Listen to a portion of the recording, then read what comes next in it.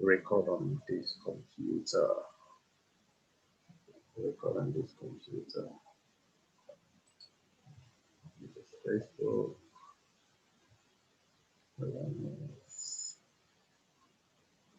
Yep, there's something I'm looking for. I'll be able to find it.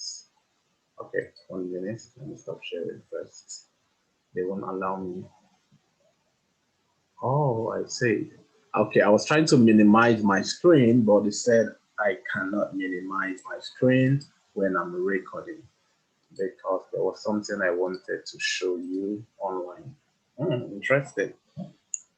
Okay, let's get started. Back to share screen.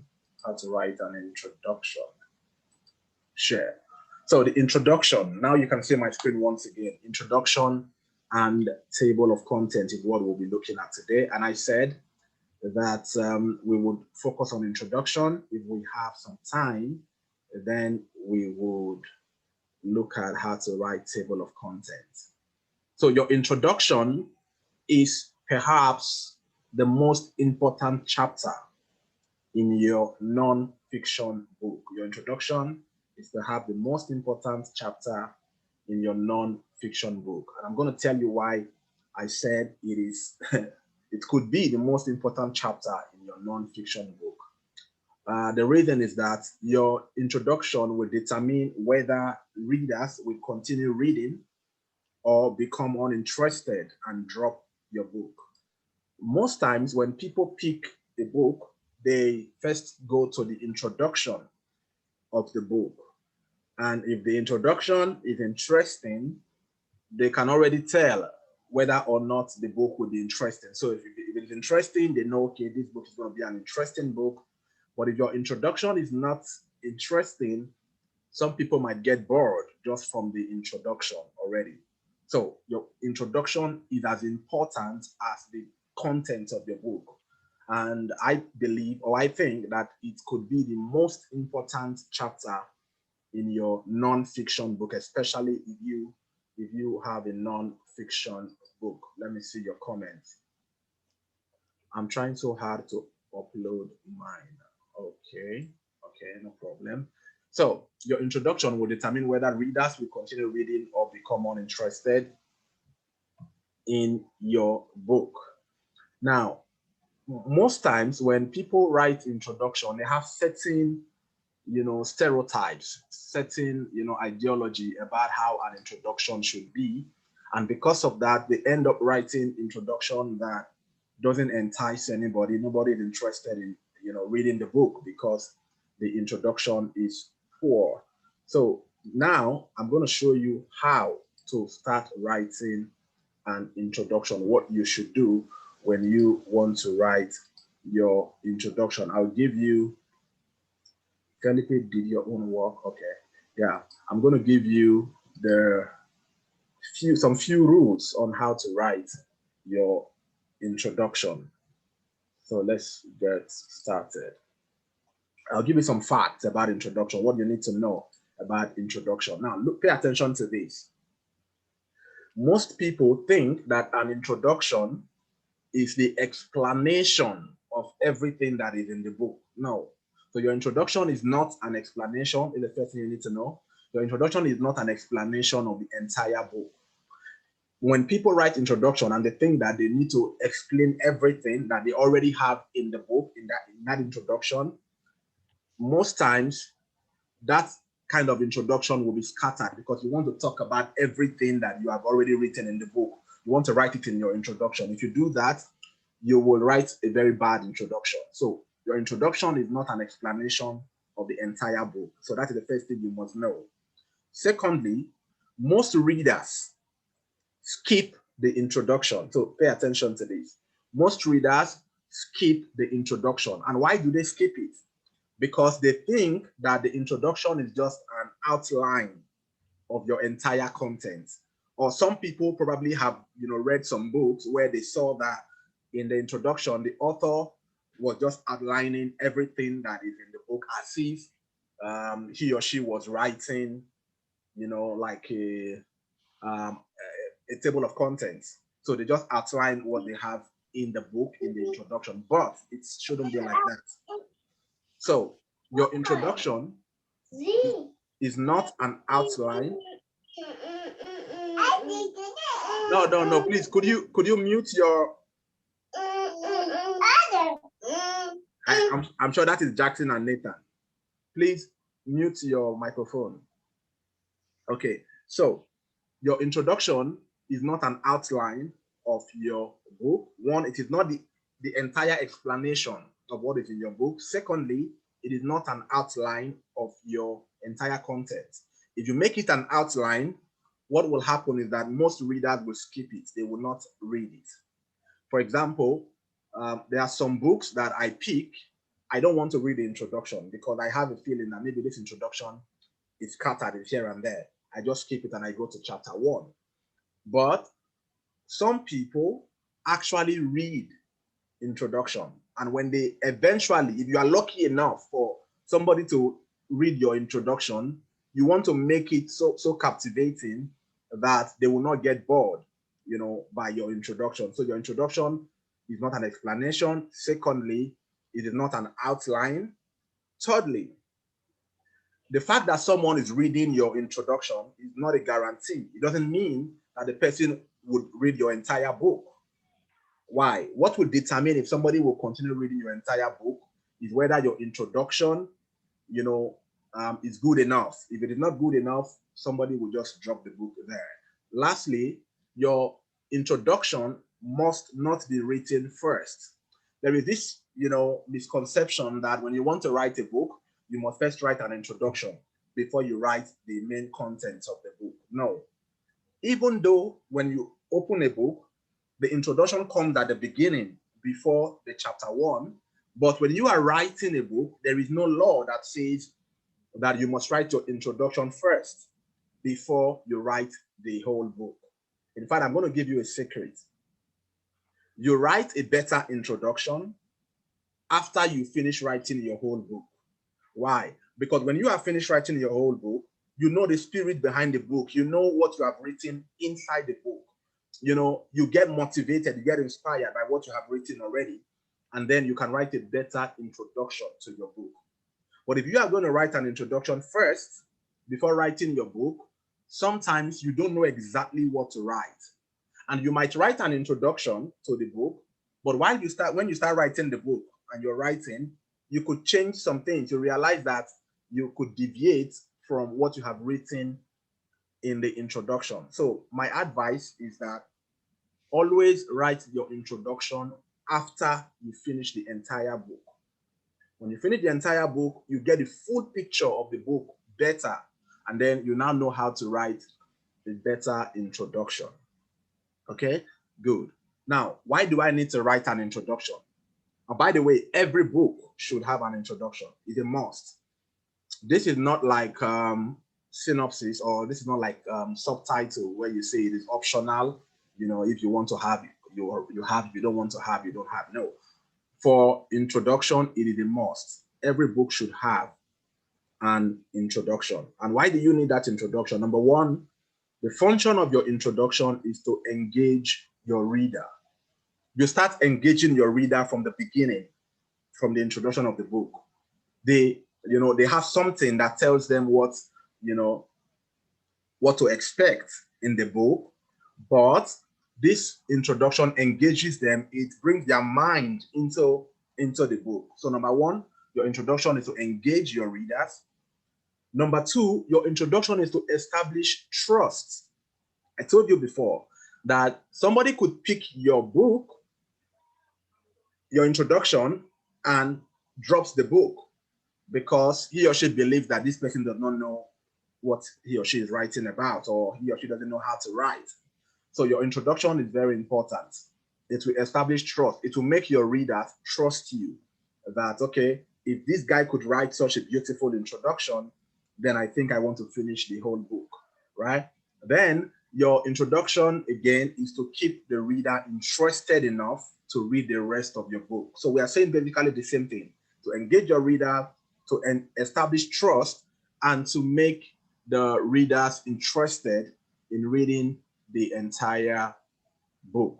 Now, how do you write an introduction? To write an introduction, you want to introduce the general concept of the book.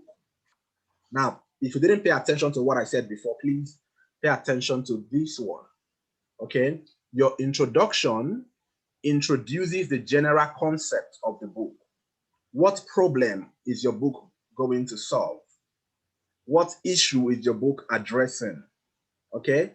And what solution are you going to give to the readers in your book? So remember that your introduction is what introduces the concept, your ideology, why you wrote that book, okay? It should be in your introduction. So your introduction should tell us why you wrote the book, what problem prompted you to write the book, what do you want to solve, what solution do you have, to the problem you want to address in the book, okay? That's the first thing, your first reason or how you should write an introduction. Secondly, your introduction should reinforce the reader's impression that this book might meet their need. In other words, your introduction should tell the readers that all the problem I've been looking for a solution to all my problem or to a particular problem, but just from this introduction alone, I could see that this book has the answer to my question. I could see that this book has a solution to my problem. Because if I pick your introduction, let's say I see a book about how to become financially independent, right? And then I see the introduction and it doesn't give me any, reason that this guy doesn't give me, it doesn't give me anything that will make me trust you, that you can actually help me live a financially independent life. I would drop the book just from the introduction. So you want to reinforce the reader's impression that this book might meet their need by explaining who it is written for. In your introduction, you must state who you wrote the book for, so that I know if the book is for me or it's not for me. The title might tell me that the book is for me. The subtitle might tell me that the book is for me. But when I pick the introduction and I see that you're writing something else that doesn't concern me, then I know that, okay, maybe this book is not for me. I'll drop it. So in your introduction, state who the book is for. When you are writing, I'm going to show you an example of an introduction today. So you must explain in your introduction who the book is written for. Once you state the problem you want to solve in the book, and the reader identifies with that problem, he or she already knows that that book is for, is for them. So the next one, number 3, underscore why the reader needs this book versus someone else's. And what will this your book do for them? Now listen to this.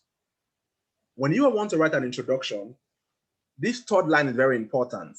You are not the only person writing a book about how to become financially independent. Many other people have written a book about it. But you want to tell the reader why your own is unique, why the reader must read your own.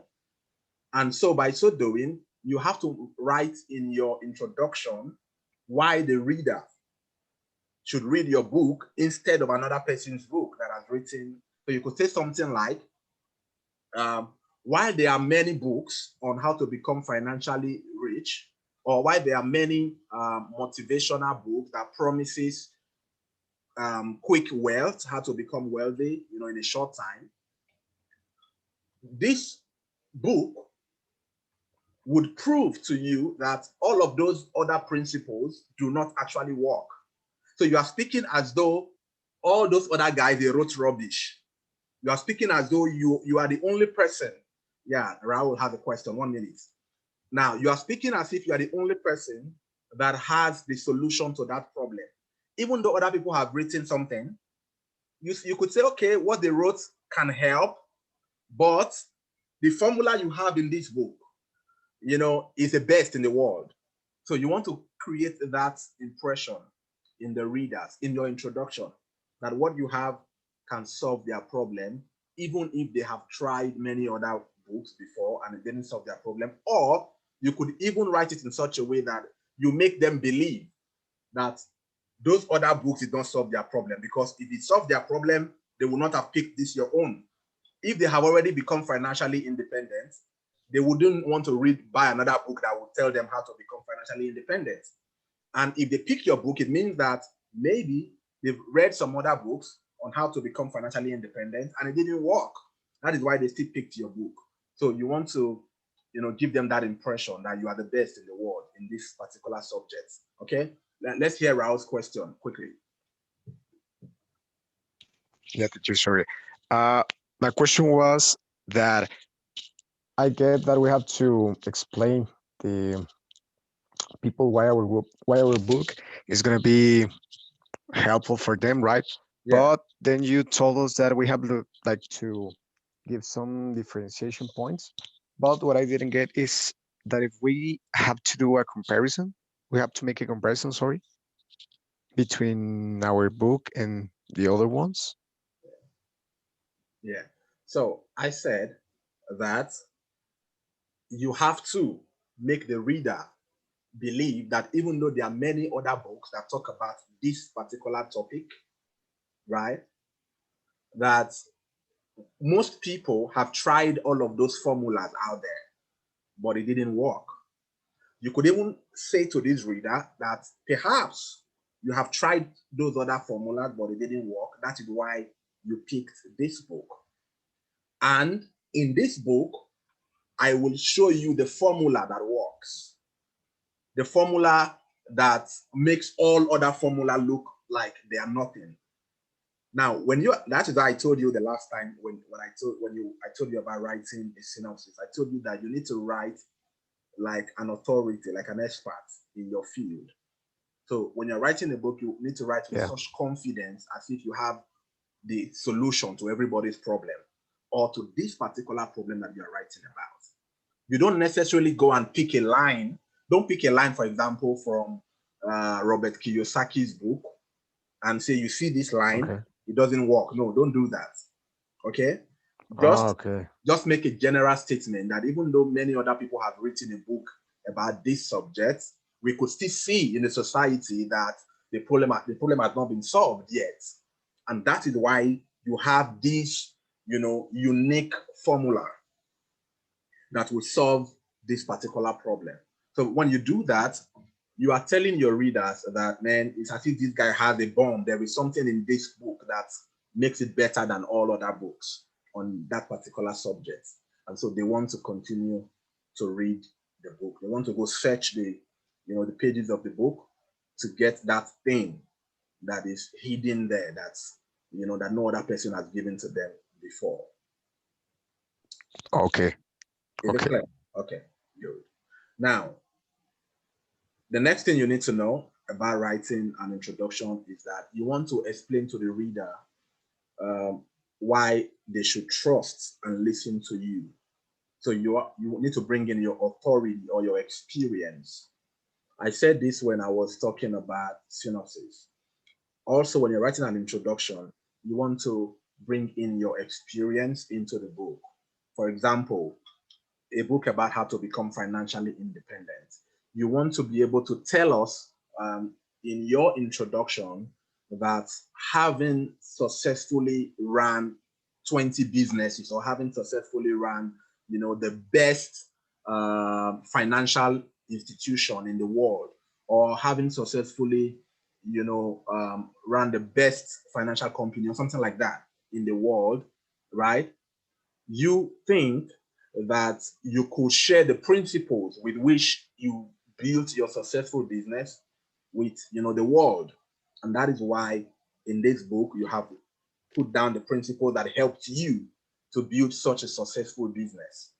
Now when you talk like that, you are asserting that you are an authority in this field. You have achieved something in this field. You have built a successful business. Maybe you are the only person who at the age of 20 was already a millionaire, and you've mentored 20 people or you've mentored 100 people, you've raised 100 millionaires. You need to write it there in that introduction, because if I see a book where the author says that at the age of 20, he was already a millionaire, and he wants to give me the principles that helped him become a millionaire at the age of 20. Who doesn't want to read such a book?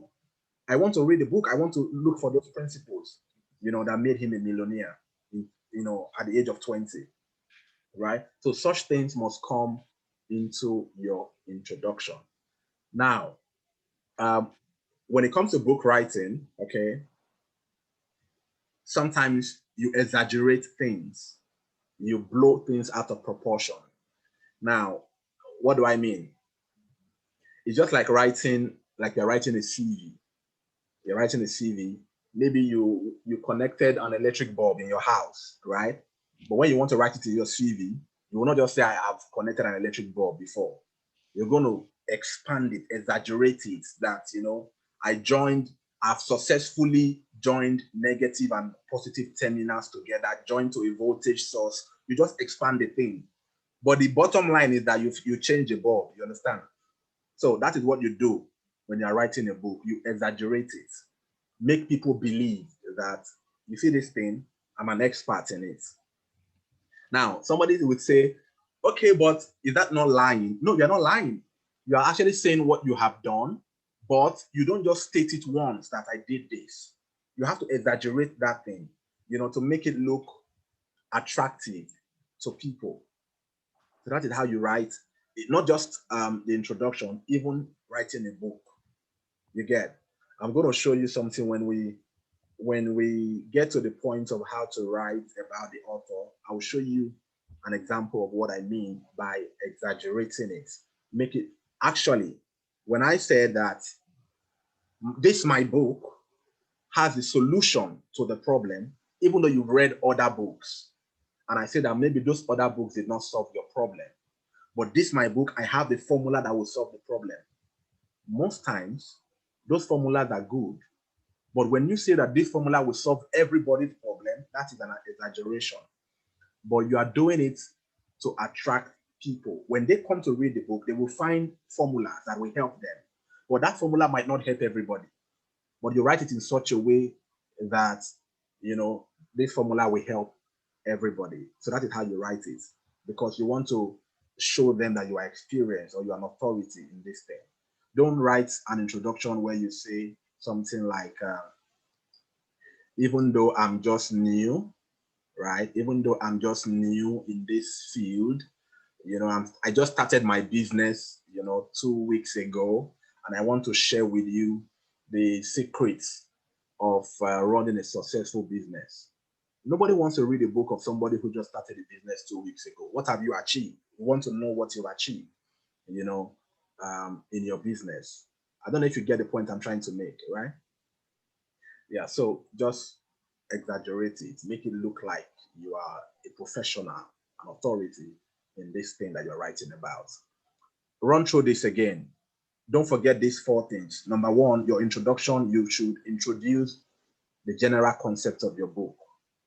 When we say introduce the general concept, don't write everything that is in the book. Don't repeat it. Don't put it in the introduction, but give the concept. What problem are you going to solve? Okay. You want to know the problem you're going to solve in the book. Secondly, you want to reinforce the reader's impression that this book is meant for them by mentioning who the book is for in your introduction. Number 3, you want to tell the reader that this book is better than all other books on this particular subject, so they should read your own. And number 4, you want to tell them why you think that your book is better than everybody's own, because you are an expert, you are an authority, you have done this before, you have done that before, and so you think that all of this success that you've achieved, you could share the principles and the secrets with the world. Okay, good. Now let's go to the next page. Good. So your introduction, this will be like a repetition, but pay attention to it. Your introduction must do the following things. It ought to make the reader interested in your book from the get-go, from the beginning. As soon as they get the book, you should be interested in it when you read the introduction. 2, your introduction ought to identify the reader's pain or problem. When I pick a book and from the introduction, I could see that the author is talking about it, describing my problem. And I actually came here because I want to solve this problem. I bought this book because I want to solve this problem. Once you see the reader, the author, describing your pain or your problem, You already know that, oh, I think this author understands what I'm going through. This author understands the pain that I've been going through all this while. And if the author understands the pain, perhaps I think he has a solution. For him to understand my pain, I think he has a solution. Then your introduction ought to not only identify the pain of the reader, but profile a solution or stir hope, of a better future in the reader. So don't forget that your introduction must stir hope, it must provide a solution. And then your introduction ought to outline briefly what the reader will learn in the book.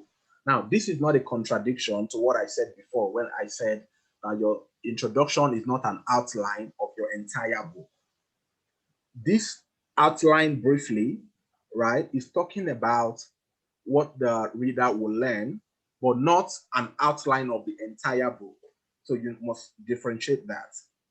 The entire book might have a lot of things, might have story, might have different topics and all of that. But what is the main thing that the reader is going to learn from this book? You can outline them, in the introduction. Then explain why you are an expert or authority on this subject, which is what I said before. And then your introduction ought to get the reader committed to reading the book. You must make the reader committed to reading the book. At the end of your introduction, there should be a motivation, there should be a commitment, something that makes the reader wants to continue reading at the end of your introduction. And then the last thing you need to know about introduction, don'ts of an introduction, what you shouldn't do, which again might, some of the points here would be a repetition, but I just did that for emphasis' sake. So don'ts of an introduction. Number one, don't make the introduction a summary of the book. When you make the introduction a summary of the book, most people might see everything that is in the book in the introduction. And once they get everything in the introduction, there might be nothing for them to read again. There is no expectation. There is nothing else. So don't make it a summary of the whole book.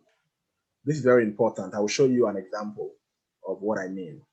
Don't make it narrate entirely a story that is already in the book. Don't make your introduction narrate entirely a story that is already in the book. Don't do that. If the story is already in the book, there is no need to put it in the introduction. If you put a story in the introduction, then don't put it inside the book when you start writing. Two ways. If you put a story in the introduction, don't put it inside the book. If you have a story already inside the book, don't use it in the introduction again. Now, don't narrate the author's whole life story. An introduction is not an autobiography. So don't put your life story in the introduction. You shouldn't do that. If you have a story that you want to talk about in the book, maybe some parts of your life in the book, you can use it inside the book. But in the introduction, don't talk about your whole life story. You could put a little story about your life in the introduction if that story is about the book that you're writing. For example, um, if you organized a mentorship class where you mentored maybe a few people and they ask you certain questions, you could say that in the introduction, that during my mentorship class, a lot of students have asked me this question and that question. And I realized that this question is common to humans. And that is why I have, outlined in this book the answers to this question. You could do something like that, but not telling you your whole life story in the introduction. Again, don't explain everything in the book. Everything you have in the book must not be explained in the introduction. So we are saying almost the same thing, but pay attention to each of them. Don't include an out of the point story that might bore the reader. You're writing a book about financial independence, but you are giving us a story in your introduction about relationship or heartbreak. That is already off point. Okay, so don't put an out of the point story that might bore the reader. And don't make your introduction too long. If you make your introduction too long, and if peradventure your introduction is not that interesting and is long, nobody wants to read such kind of introduction. And if you write a very long introduction, most people might not even continue reading the book. They're already bored by your long introduction. But if you are writing a story in your introduction and it is kind of enticing and interesting, maybe you could write an introduction that is not too long and not too short. But your introduction should not take a whole 10 pages, for example. No, that is not an introduction. That's it, like a full chapter already. Your introduction should not even take um, minimum or maximum 5 pages. And that is long. Even 5 pages introduction is long, but that is the maximum that you could write for an introduction. Introduction should be 1 to 3 pages. 1 to 3 pages, is okay. But if you overshoot, let's say 5 pages, maybe you are telling a story or something, then you can, but don't make it too long. Then don't make it an autobiography, like we said before. Don't tell your whole life story in the book, in the introduction. Okay. The last one, don't focus on the author and his message, but on the reader and what they stand to gain by reading the book. Don't focus on the author and his message, but on the reader and what they stand to gain by reading the book. So what this means is that in your introduction, talk more about the problems that the reader has, and then talk about the solution that you have for them. Okay, tell them you have a solution, but don't focus too much on yourself, on all the things that you have achieved. No, you could write a little bit about your achievements just because you want them to believe that you have a solution to their problem.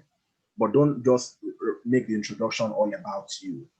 If you do that, you might scare the readers away because they are not hearing about themselves. People want to hear about themselves in your book. They want to feel that you understand what they're going through and that you actually have the solution to their problems. Good.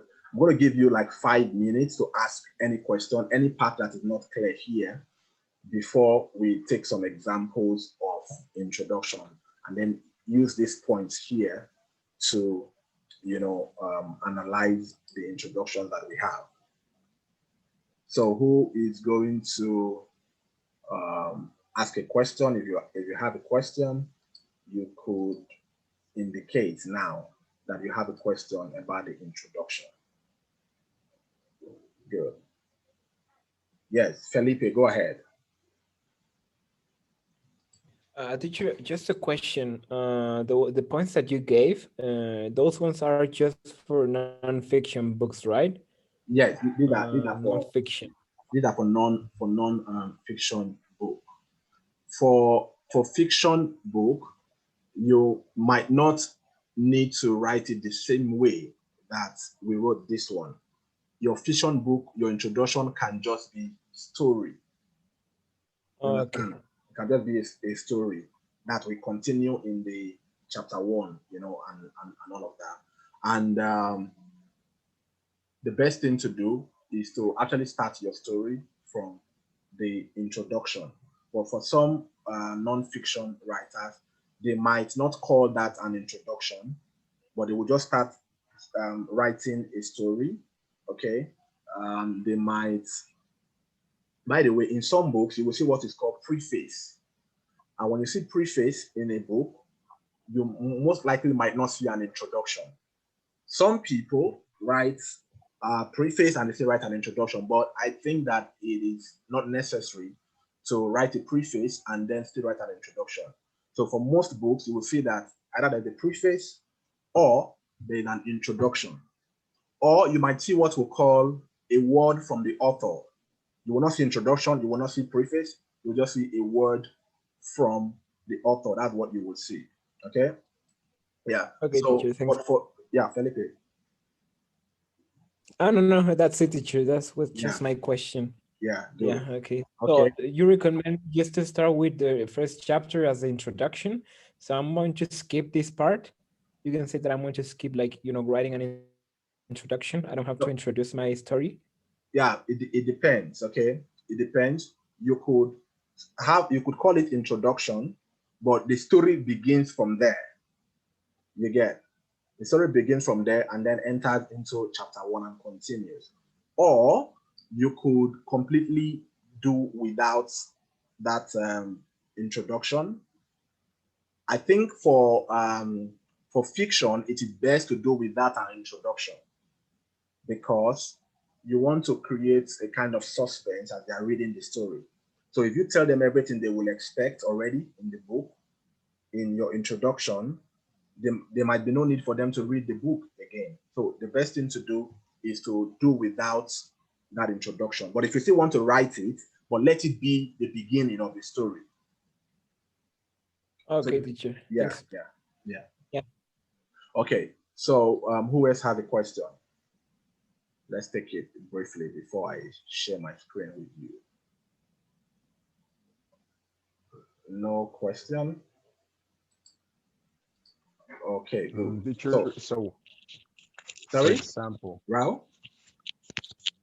so yeah. So for example, if I'm gonna talk about perspective in this case, or something related with perspective, Yeah. my central, well, my core topic in this case will be that. So I have to develop this on the introduction, right? The introduction, right? Yeah. So you are And writing, that's it. yeah. So your question is, you are writing about perspective, right? How do you write that Yeah. in the introduction, isn't it? Yeah, that's my question. So let's take an example that you want to write a book about perspective, right? How do you put that in your introduction? Simple. What do? We said you should introduce the general concepts when you're writing your introduction. How do you write? Introduce the general concepts. And in that general concept, you want to talk about the problem that your book is solving. So your introduction could be something like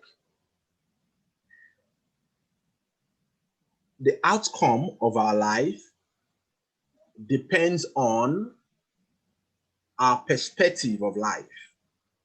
The outcome of our life depends on our perspective of life. The way we see the world goes a long way to affect our life's outcome. The way we see the world goes a long way to affect our life's outcome.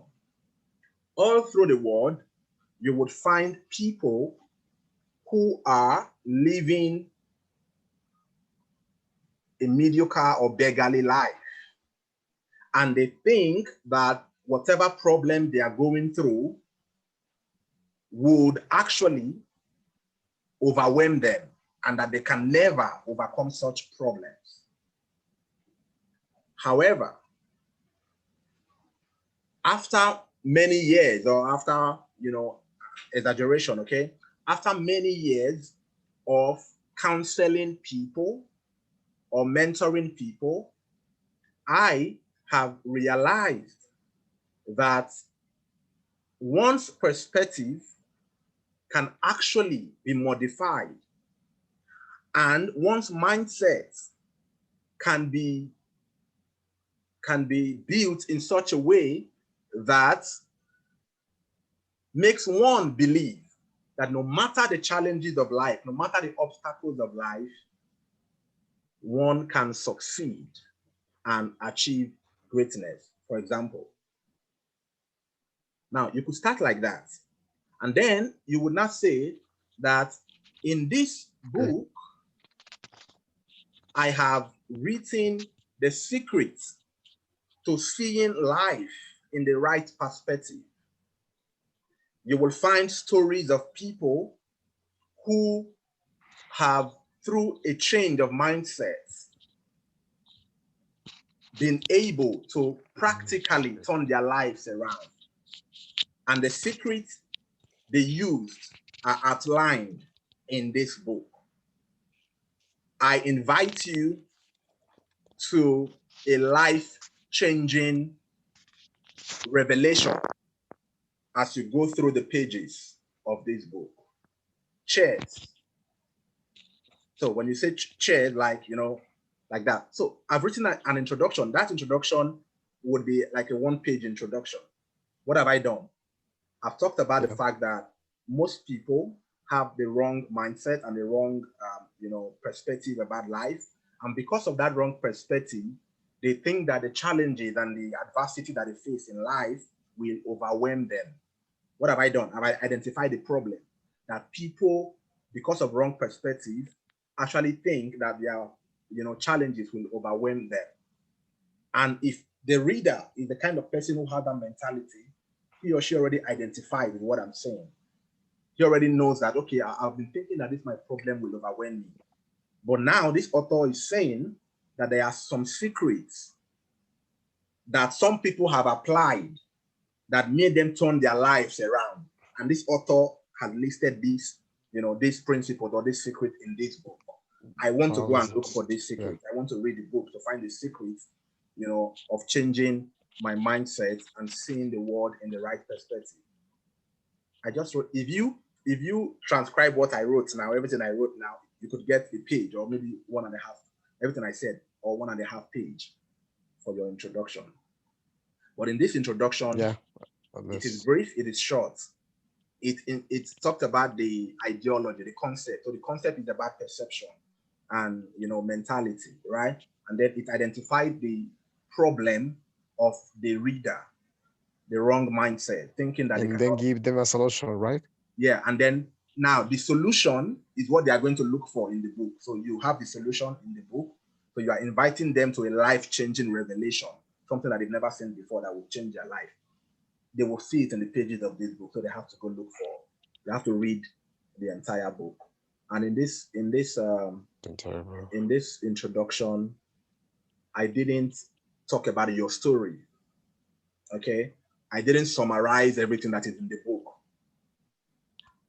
I only told them identify their problem. Okay, so it's not necessary, right? Necessary to. That is not necessary to write our story. We can create our own introduction as you did right now. Yes, you can write your introduction like that. Most introduction, you don't need to put your story inside. The only thing you should mention is, for example, if this principle that you want to write in this book or that you wrote in this book, if some people have used this principle before and it worked for them and they became successful, you can state that in your introduction that 1, 2, 3, 4, 5 persons have used these principles and they testify that these principles work. And that is why you decided to put these principles in a book format so that the whole world can have access to it. Yeah. Good. Okay, teacher. Yeah. So one more, any more question? No more question, right? So let me show you an example of an introduction. And then I actually wanted to show you 2 examples of introduction. I'll see if I can find the other one. I was looking for the book. I'm supposed to have it, but I couldn't find it. I'll check again. So let's start with this introduction. Let me share my screen with you again. Share screen.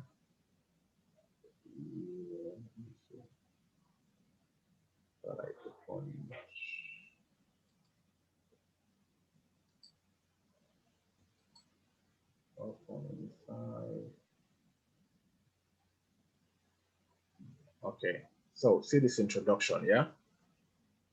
This book is titled I Am a Woman, I Am a Human by Topsy Gifts. Now, let's look at this introduction and then we will compare what is here with the rules that I gave. Somebody is going to help me read this introduction. And Felipe, I love using you to read, and you know why. Give me 1 second, okay? Okay. Uh, You don't have a so computer. yeah, I have my computer right here. So yeah, okay. So give me 1 second while I get prepared. Let me drink some water. Good. Yeah. Okay. So introduction. All through the ages, women have suffered an identity crisis. The average woman out there is not completely sure of who she really is and cannot categorically tell what her life's purpose is. Women have been on a constant struggle trying to find their place in society. Most women have a misconception of the value or worth of a woman's life. Some think, some think that the life of a woman is worthless and good for nothing. Other, it being, teacher, can you zoom in like a little bit more? It's just that I cannot read. It's just that Okay. I don't have my glasses. Can you Okay. in Okay. You like don't have your glasses, right? Okay. I have my Okay. glasses with Okay. yeah. So maybe somebody else should volunteer to read for us. Rao, will you read? Yeah, for sure. We were in some, right? Yeah. Okay. Something that the life of a woman is worthless and good for nothing other than it being an object for satisfying a man's sexual appetite and be bearing him children. Okay. Now hold it Other there. thing, Now hold it there. Look at what we've done so far. This place that we've read now, right? Did the author identify the problem of the reader? Did she state the problem of the reader or that the pain? women have suffered Yes, the women have suffered what? An identity crisis. Okay. crisis. So one, identity crisis is a problem for women. Secondly, she said that the average woman is not completely sure of who she really is and does not know what her life purpose is. So two problems. One, identity crisis. Two, women do not know, most women don't know what their life purpose is. And if you are a woman reading this And book, I right? think Yeah, go ahead. the other one, which is like a misconception about the value or worth of woman's life, that the misconception that other people has on, this topic. That could be another problem there we are describing right here. Yes. Mm, I didn't hear well, that very well. Could you yeah, speak a bit louder? yeah. It's just that I think that I think that I was reading in another place, but another problem that they are describing right here Yeah. is that the misconception that we have of woman's life, especially like men. That's what I get from the Yes. reading. It's Yes. just I So there's already a read everything. misconception about how the woman's life should look like and about the woman's place in the society, right? And most women think that they are worthless and good for nothing, and they feel that they exist only to satisfy a man's sexual urge and to bear children. So she had identified like maybe 4 or 5 problems, just in this place that we read now. And then she went ahead to say in the next line, others think that the greatest purpose of a woman is to become a housewife and a mother. And that is true. Most women think like that. So if you are a woman reading this book and you've been thinking all your life that maybe my purpose is just to be a housewife and a mother, and then you see in this synopsis, okay, you got your glasses now. Okay, good. And then you see in this synopsis that the author is saying that most women think that it's their role is just to be mothers and housewives. That will make you will see yourself in the introduction already, right? Okay. So Yeah. Felipe, you will take over now. You have your glasses. Thank you, Raul. Thank you so much. Sure. Yeah, Yeah, sure. so let me continue. Most women have a misconception about the value or worth of woman's life. Some think that the life of a woman is worthless and good for nothing, other than it being an object for satisfying man's sexual appetite and bearing him children. Others think that the greatest purpose of a woman is to become a housewife and a mother. only very few women actually know the value and worth of women's life. Only a handful of women have to come to the realization that they were created for a greater purpose than merely becoming a housewife and a mother. The rest are just living in ignorance and misconception. Okay, such ignorance and misconception are well understood considering the fact that society from ancient times has given the woman a false identity about herself. Women all through the ages have been made to believe that they were nothing and only exist to serve men and do their best Yeah, do bidding. their bidding. Sorry.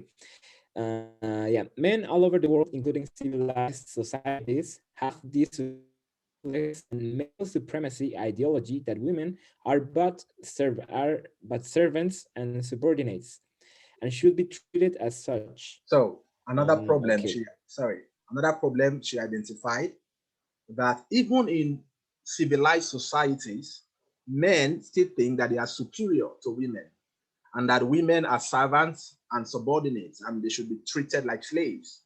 That's another problem she had identified there. And most women will agree with these points that she raised here. So if you are a woman, you're already interested in the book because of the points that are raised here. Okay? Okay, go ahead. Yeah. The result of such faulty ideologies is abuse, discrimination, and violence against women. Men see women as mere objects to be used and abused. They treat women as less than humans. It is true that a woman, sorry, is less than a human. It is true that women No, are no. mere objects to be Sorry, 1 minute. abused. Is it true? So this is the Yeah. question, okay? Yeah. Yeah. So go Is ahead. it true? Okay, this is a question, right? Yeah, yeah. Is it true that a woman, yeah, okay. Is it that a woman is less than a human? Is it true that a woman are mere object to be used and abused? Could it be just a woman's only role in society is to bear children and serve men? It is possible that women have no longer have no greater purpose for their existence than just satisfying men's libido, being wives, and being mothers. Good.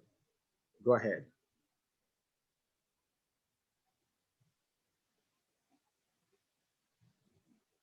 Okay, yeah, this and many more questions are the reason I have written this book. In this book, you will find the answer to the question of why a woman, sorry, was created, her role in the society, and her place in the family. So hold it. What is This this book, place? Wait, what is this place talking about now? What is it? What is she doing here by this place she wrote? I think Yeah, Mr. Power. suggesting. I think the author was trying to suggest a solution for the problem. Good.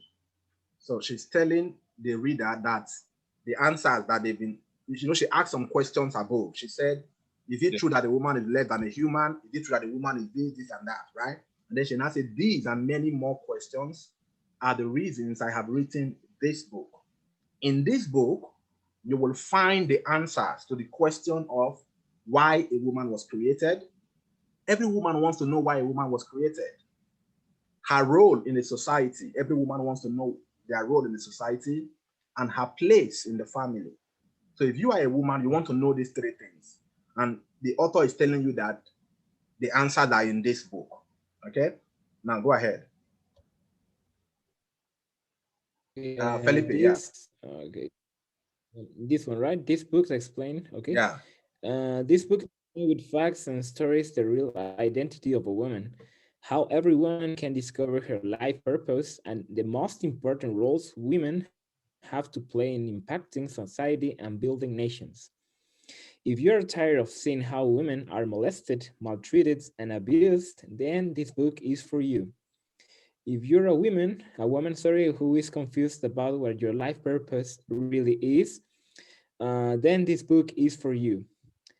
Okay, if you're a man who is seeking better ways to nourish or enrich your wife and women generally, this then this book is for you. If you're a mother who is seeking the best ways to raise your children, especially the female ones, so that they can grow up and become virtuous and purposeful women whose lives will be worthy of emulation, then this book is for you. If you're just an egalitarian who believes in the equality of all humans, this book will also interest you. It is my belief this book holds the answer that most humans seek, the question of identity, purpose, and societal relevance. Okay. Um, yeah, consume the entire material. Now, Apply the principle. hold Yeah. it there, hold it there. Now, the last part you just read now, she has identified who the book is for, the audience. You know, we said one of the rules is that make the impression, you know, in the reader's mind for them to feel that this book is for them. Okay. So what she did now, she stated, if you are this book is for you. If you are this book is for you. But even without stating this place, from the beginning of the introduction till this place, women already know that this book is for them. But here, she now, you know, expanded on the audience, not just women alone. So she even said, if you are a man who is seeking better ways to love, nourish, and cherish your wife, and then this book is for you. So it means that not only women will read this book, men will read it also. Or if you are just somebody who believes in equality, you know, of both men and women, then this book would also interest you. So this introduction has, number one, identified the problem, provide solution to the problem, and then identified the audience, the people that the book is for. Yeah. And then the last line, the last paragraph. Yeah, consume the entire material, apply the principles, and walk into your destiny. The world is yours for the taking. You are not an object of abuse. You're a woman, and you are human. See you at the top. So what do you think this last part is doing? It's like empowering women. So I think yeah, empowering women, but it's giving, like, it's trying to make the reader committed to the book, giving a rule, what you need to do. One, consume the entire material. Two, apply the principles in the book. So you are giving an instruction to the reader what they need to do, and you are calling them to go and read the whole chapter of the book. So because if you consume the entire material, you are telling them they need to consume the entire material. They need to apply the principles, and when they do that, then they can walk into their destiny. And then you tell them that the world is yours for the taking. They can conquer anything. They can achieve anything they want to achieve. So you are entering the book with this mindset that, man, even though I'm a woman, I can conquer the world by applying the principles that are in this book. So I want to go and look for those principles. And then she ends by saying, you are a woman, you are a human, see you at the top. If I were to be a woman, I think I want to go search the chapters to see what actually is there from this introduction. What do you guys think about this introduction? For me, it's a very interesting introduction, actually, that is not only like, targeting women, it's actually targeting men who are like looking or seeking, for respect. Yeah. So in this case, that's interesting for me. But I have a question for you, teacher. Yeah, go ahead. Using the if, for example, it's just that, for example, in different languages, and probably it's going to sound weird, but in different languages, sometimes using if a lot of times is like kind of repetitive. I don't know if it's the context of the book or what do you think? It's just that I don't know. For example, when writing an introduction, I don't know if you use to use a lot of if, but I don't know. It sounds beautiful. I have to be honest, and it sounds beautiful because you're encouraging the reader. Yeah. But at the same time, I'm not so sure if it's correct to use a lot of if. Yes. But I don't know. Yeah. Yeah. So this if was used in this place that was saying, if you are this, then this book is for you. If you are that, then this book is for you, right? Yes, it is very correct to use if. It is not against English rules, and it's not against book writing rules. Okay, teacher. Yeah, it's just that, for example, when you're writing a novel chapter, it can be a little bit like repetitive. But again, this is just like an introduction. And again, I really love like the part in which your wife is encouraging others to read the book. Yeah, that was incredible, I have to say. But again, I really don't know about the writing rules. So that is the why of my question. Yeah, good. Now, if you are writing a novel, right, you cannot write with this tone of if this is for you, because in a novel you're actually telling a story. You know the storyline, so you are not guessing whether if this is this, then this is that. In a novel, you cannot use this language in a novel, because in a novel you are telling a story of what has happened, or or something that you framed up in your mind. You get, so you cannot use it. But for non-fiction writers, they are very free to use if, and if, as long as you are not repeating the same line. For example, this the first line says, if you are tired of seeing how women are molested. The next line is saying, if you are a woman who is confused. Different thing, even though all of them start with if, but they are different ideas entirely. Yeah. Okay, good. So who has another question, or who wants to comment on this introduction? And do you think that with this introduction, you'll be able to write, looking at the pattern of this introduction, do you think you'll be able to write? Now, remember that this introduction, she didn't talk about herself and her achievements. She didn't write an autobiography of herself. She was focusing more on the problem of the reader, which is what we said when I was giving you the rules, that your introduction should focus on the problem of the reader, and then the solution that you have to give. Can I come in? Yeah, go ahead, sir. I think it's very interesting, very interesting. Number one, it's captivating. Yeah. Identified the reader's pain or problem, provided a solution somehow, right, in the book, and also outlined the reader's, what the reader is expecting. Yeah. More importantly, and it's how do I put it? It's a way. It's a way of marketing, making sure that interesting. Actually, it's very interesting, engaging. I think that's the word, engaging. It makes the reader get engaged in the book. I think it's very interesting. For me, I think I'm ready to go. Go ahead. Good. Thank you. Thank you so much. Yes. Who else has something to say? So I will give you next 5 minutes to comment on this introduction and tell me if you think that with this introduction you can, follow the same format. What is this introduction about? Introduce the concept of what your book is about. Identify the problem of the people that you're writing the book for, right? And then identify the people, the audience for the book, and then provide solution, to the problem. Just 4 or 5 things you need to do to be able to write an introduction. And at the end, call the reader to read the book, make them committed, or stir them, propel them, inspire them, to want to go and open the chapter to see what is inside. Yeah, so does anybody have anything else to say? Okay. If none, then I'm going to show you another. Yeah, Felipe, your hand is up, right?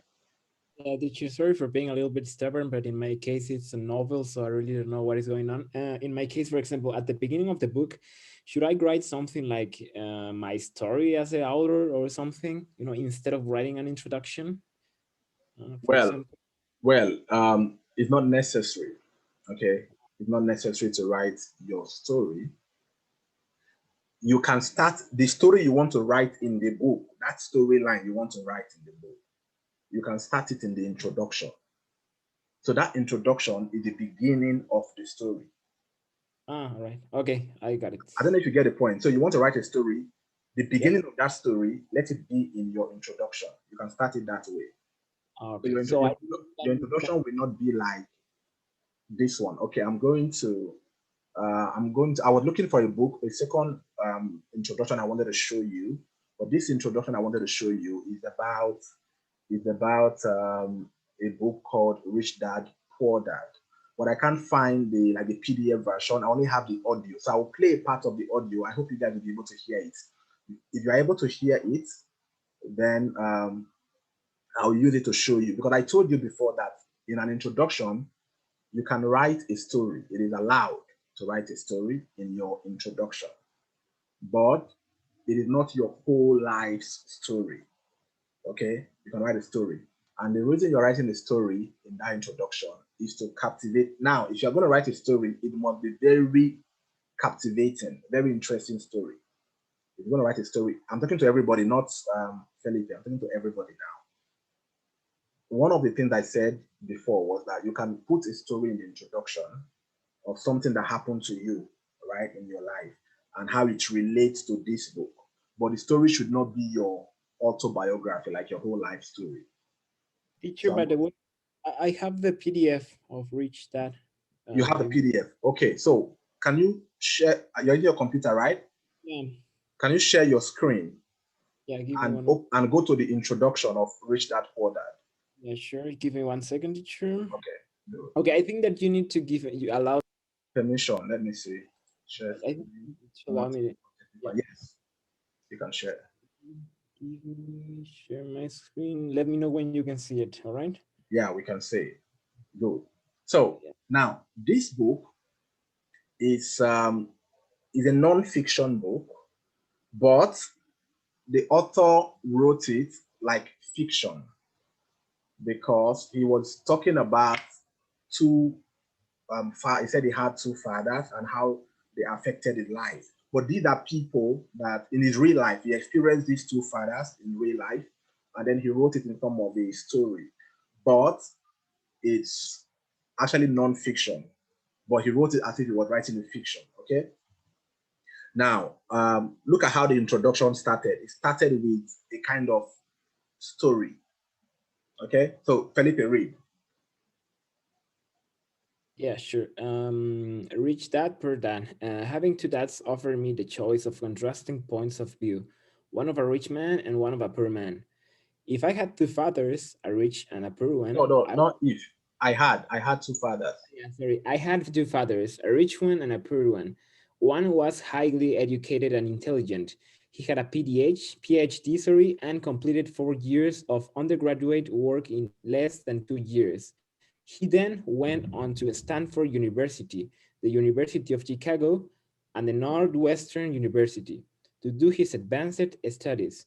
Although full financial scholarships, the other father never finished the 8th grade. Now, hold on. Now, Yeah. this man started it by saying, I had two fathers, a rich one and a poor one. So the first thing you want to ask yourself, how can somebody have two fathers? So I had two fathers, a rich one and a poor one. You want to continue reading to know how can he have two fathers? How is that possible to have two fathers? You know, and then he tells the story of the first father, what his qualifications, and then he talked about the second father who never finished 8th grade. So when you start an introduction like this with a story, you want to continue, you want to see the end of the story, okay? Now go ahead. Yeah, both men were successful in their careers, working hard all their lives. Both earned substantial incomes, yet one always struggled financially. The other would become one of the richest men in Hawaii. One died leaving tens of millions of dollars to his family, charities, and his church. The other left bills to be paid. Both men were strong, charismatic, and influential. Both men offered me advice, but they did not advise the same things. Both men believed strongly in education, but did not recommend the same course of study. Okay. If I had had only one dad, I would have had to accept or reject his advice. Having two dads offered me the choice of constructing points of view, one of a rich man and one of a poor man. Instead of simply accepting or rejecting one of the others, I found myself thinking more, comparing, and then choosing for myself. The problem was that the rich man was not rich yet, and the poor man was not yet poor. Both were just starting out of their careers, and both were struggling with money and families. But they had very different points of view about money. Okay? For example, one that would say, the love of money is the root of all evil. The other said, the lack of money is the root of all evil. As a young boy, having two strong fathers, both influencing me, was difficult. I wanted to be a good son and listen, but the two fathers did not say the same thing. The contrast in their points of view, particularly about money, was so extreme that I grew curious about intrigued, sorry. I began to start thinking for long periods of time about what each was saying. Much of my private time was spent reflecting, asking myself questions such as, why does he say that? And then asking the same question to the other dad's statement.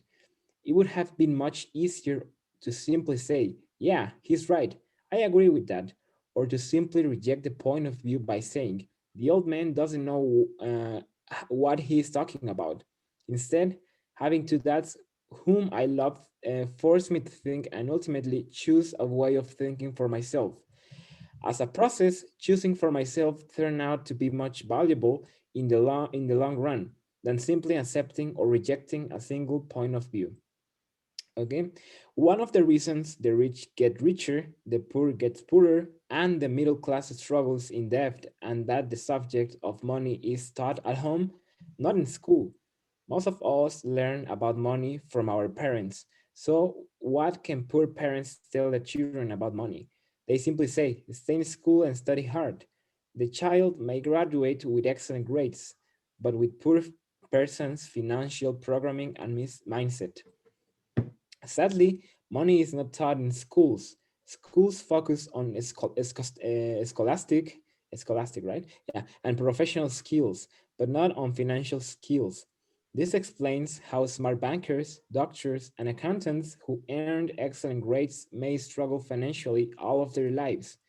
On staggering national debt is due in large part to highly educated politicians and government officials making financial decisions with little or no training in the subject of money.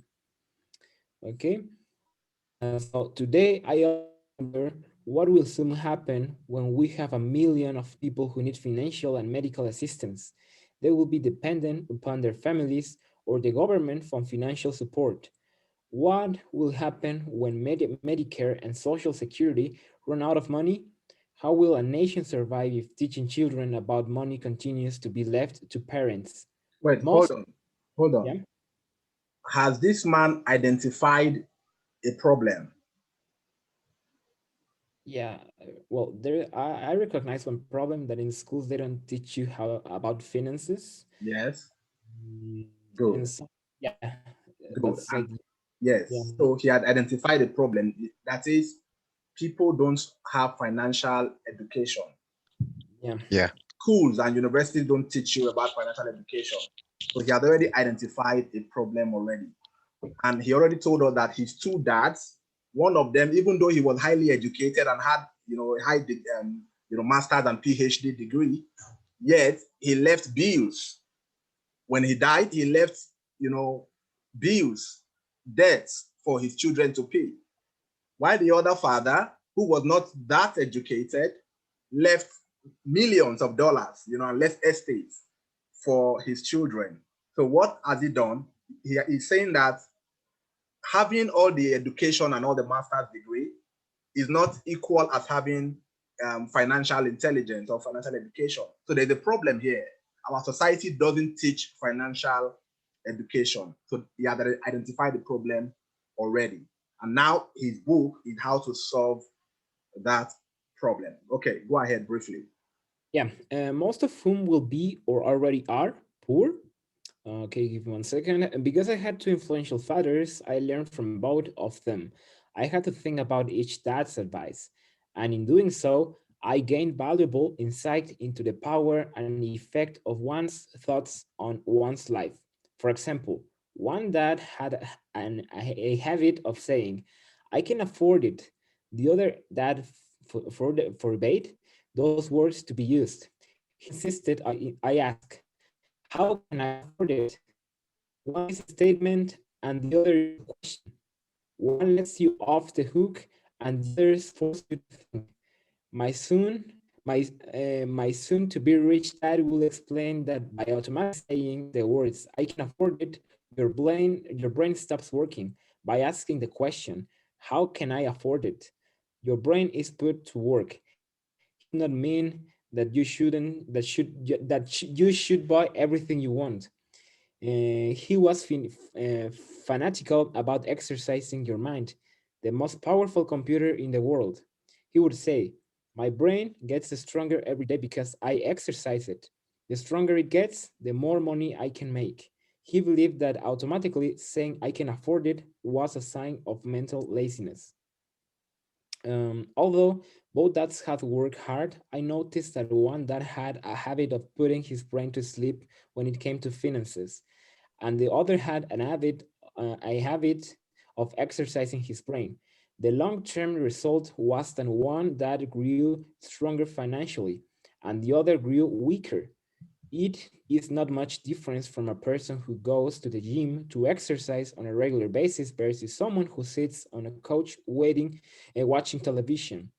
Proper physical exercise increases your chances for health, and proper mental exercise increases your chance for wealth. My two dads had opposing attitudes, and that affected the way they thought. One that thought that the rich should pay more in taxes to take care of those less fortunate. The other said, taxes punish those who produce and reward those who don't produce. One that recommended, study hard so you can find a good company to work for. The other recommended, study hard so you can find a good company to buy. One that say, the reason I am not rich is because I have you kids. The other said, the reason I must be rich is because I have you kids. One encouraged talking about money and business at the dinner table, while the other they forbade the subject of money to be discussed over a meal. One said, when it comes to money, play it safe. Don't take risks. The other said, learn to manage risk. One believed our home is our largest investment and our greatest asset. The other believed my house is a liability, and if your house is the largest investment, you are in trouble. All right. Both dads paid their bills on time, yet one paid his bills first while the others paid his bills last. One that believed in a company or the government taking care of you and your needs. He was always concerned about pay raises, retirement plans, medical benefits, sick leave, vacations days, and other perks. He was impressed with two of his uncles who joined the military and earned a retirement and entitlement package for life after 20 years of active service. He loved the idea of medical benefits and PX privileges the military provides its retirees. He also loved the tenure system available through the university. The idea of job protection for life and job benefits seemed more important at times than the job. He would often say, I've worked hard for the government and I am entitled to these benefits. The other believed in total financial self-reliance. He spoke out against the entitlement mentally and how it created weak and financially needy people. He was empathetic about being financially competent. Um, One that struggled to save a few dollars. The other created investments. One that taught me how to write an impressive resume so I could find a good job. The other taught me how to write a strong business and financial plan so I could create jobs. Okay. Okay, you know what we're gonna do? Yeah. Now, because he's writing a story, his introduction is a bit long. We'll see it's already more than four pages because it started with a story. And Yeah. this story is very captivating. You want to, when you look at the contrast between the rich dad and the poor dad, you want to continue reading. to know what the book is about. But could go down to how, let's see how he finished the introduction. Okay. Yeah. Scroll down a little. Let's see how he finished the introduction. Yeah. I think it's right here, right? Or Yeah. do I go a little bit down? No, go down. Right. Go down. Yes. I think you just passed it. Let me see. Okay. Yeah, this is chapter 1. Chapter 1. So let's see how he finished the. Okay. Good. I'm going to read from here, okay? Yeah. Once I made up my mind about whom to listen to, my education about money began. My rich dad taught me over a period of 30 years until I was 39 years old. He stopped once he realized that I knew and fully understood what he had been trying to drum into my often thick skull. Money is one form of power, but what is more powerful is financial education. Money comes and goes, but if you have the education about how money works, you gain power over it and can begin building wealth. The reason positive thinking alone does not work is because most people went to school and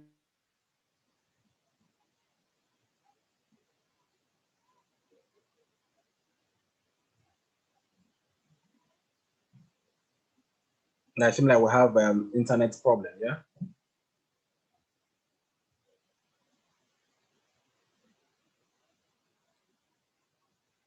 Can anybody hear him?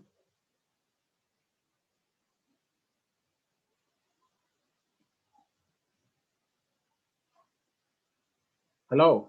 Can you hear me? Oh yeah, teacher. Yeah, Yeah, can hear I you. can hear you. Yeah, but Philip, I lost you.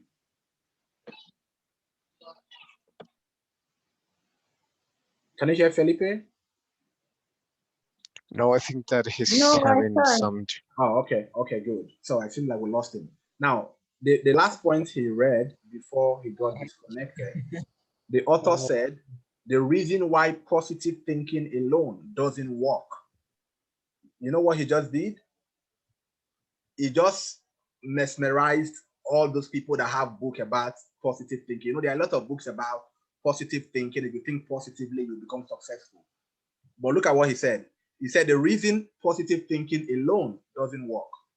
So he's saying that positive thinking works, but only positive thinking alone cannot solve the problem. So he's trying to assert himself as an authority that he has something that is more than positive thinking, even though there are a lot of books about positive thinking, but that alone will not work. But he's telling you now that he has a secret that will work, that is more powerful than just having positive thinking. So that was what I was trying to tell you, that when you're writing an introduction, try to give, say something like, you know, people have done this, they've done that, but all of that still didn't work. But you have the answer, you know, to the problem. So that was what he did in this line. Okay. Felipe is back, right? I'm here to just what happened with the connection. Okay. Read the last paragraph. Yeah, maybe not. Maybe you might not. Okay, good. We might not need the last paragraph. Sorry, I think the connection is poor today. I don't know why. So, in this book, right? In this book, the author identified the problem, and he said he has the solution, and he got that solution from what his rich dad taught him. So all the principles his rich dad taught him is what he wants to write in this book to help people get financial education, you know. And he used the story, a very captivating story. If you haven't read this book, I want to encourage every one of you to look for this book and read it. It is a very good book. I will encourage you to read it. Yeah, it's a good one. Yes, you should look for it and read it, especially if you want to have financial intelligence. You should read the book. So you can actually start your your introduction with a story, but you have to make sure that it is a story that is interesting and that addresses the, you know, the subject of the book. But you are not telling your entire life story, you know. So he was not telling his entire life story in that place. He was only talking about the part that relates to money, that relates to finances, how both of his fathers saw money differently. So you can do something like that.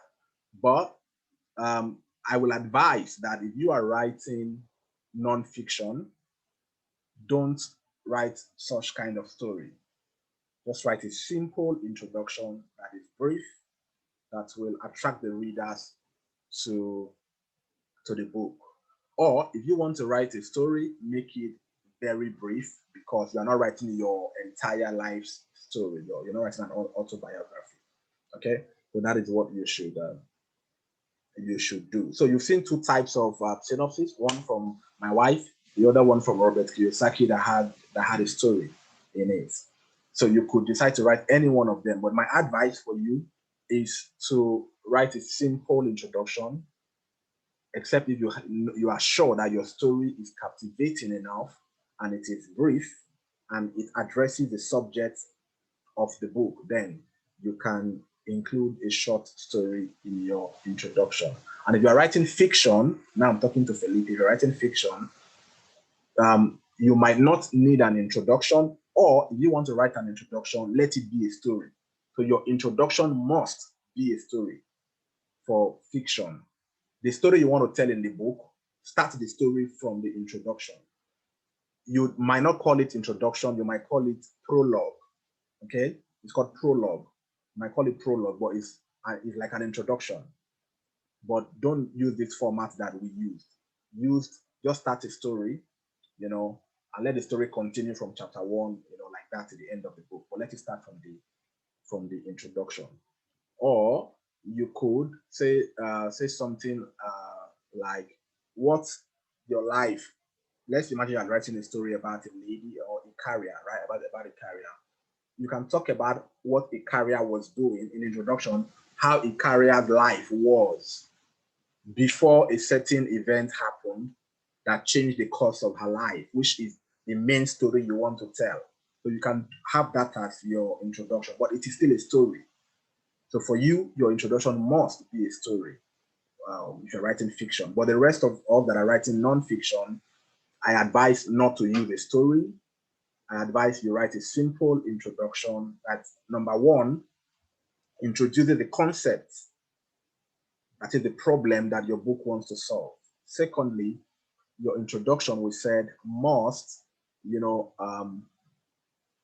provide solution to those problems that you have identified.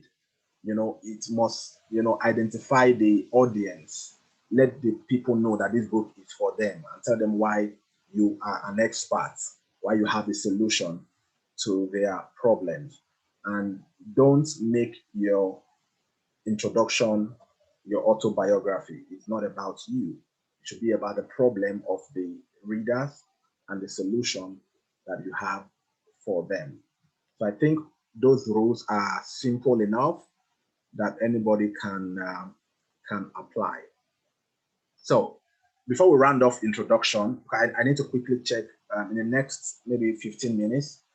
I want to look at your synopsis. I'm not going to read the whole thing. Just read the first chapter of your synopsis. Let me see what you've written. But does anybody have any question about introduction before I move to your synopsis? Yeah, I have one, teacher. I have read several novels, and for example, they use the prologue. So in the prologue, I'm just going to speak, for example, about my character itself. For example, I'm just going to give like an insight of his story, and that's it. And then in chapter 1, I can continue with the story. Is what you mean with the? Yes, that is what I mean. Yes. Okay. Yeah. All right. Okay. Yeah, it's like the prologue is going to be like the introduction for me. Yes. Okay. Yes. All right. Yeah. Good. Okay. Anybody else has any question or anything to say? Okay, good. So I'm going to try to share my screen now again. Let's go and check your synopsis. I might just read only the chapter 1 of each person's synopsis. Let's see how it is. Share screen, Authors College. So here we are. This is Google Classroom. The first person to submit was Mr. Choma, how to successfully homeschool your child. So let's open that. couldn't preview file. You maybe. Okay. Yes. And I would love to ask Sister Choma if she's there, if she could read her introduction, her synopsis, maybe just the first 2 paragraphs. Let me see. I didn't see. Hello. Yes, go ahead. We can hear you. I'm thinking I didn't save this thing well. Can you scroll down? Okay. Yeah, I was, this portion should have been deleted. Okay. Okay. Yeah, because I was just writing a whole lot of things and dropping ideas. Okay. So you want me to read it, right? Yes, just read. Let's see. Okay, so this is chapter 1. Okay. Is homeschooling for me? Okay. Prior to now, Sorry, before you start, right? Okay. You know, when I talked about synopsis for fiction, I said you don't need to put chapter 1 or chapter 2, just write paragraph. But that is for Felipe. Yeah. Okay. But for you, this is non-fiction, so we should say chapter 1 synopsis or chapter 1, so that we know that this is chapter 1, this is chapter 2, like that. Okay. Yeah, that's what I'm saying. I think I uploaded the wrong okay. yes, this was not my final edit. Yeah, Okay. I didn't, this was not what I edited. Okay. Okay, so let me read. Because what I have is I have my table of contents, then chapters. I don't think I saved what I edited right. Okay. So prior to now, most Nigerians have only practiced the traditional schooling system, where they would send their children to a school outside their homes. Oh, there's just too many issues here. This is not the final word. Okay. The public or private schools. The idea of a homeschool was totally alien to most Nigerians. They had either never heard about it, and had lived countries where it had been schooling. Sorry, one thing. Let me just get the proper. Okay. This is not something that have been deleted from here. Okay. Let me upload. I don't know, maybe you look at another person's zone so that I can get the document. Okay, good. Let's check another one. So Mr. Yeah, that one. Let me. Michael Power. You said you uploaded your own. Michael Power, I have posted my assignment via class. So I can only see the comments, but I can't, let me see if there are any. Can you check the classroom? Yeah. And let me check here.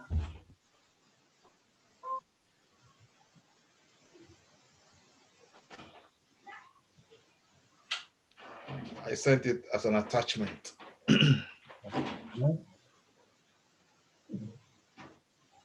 Okay, here, revision book titles, January 21, review assignment. I don't think that is here.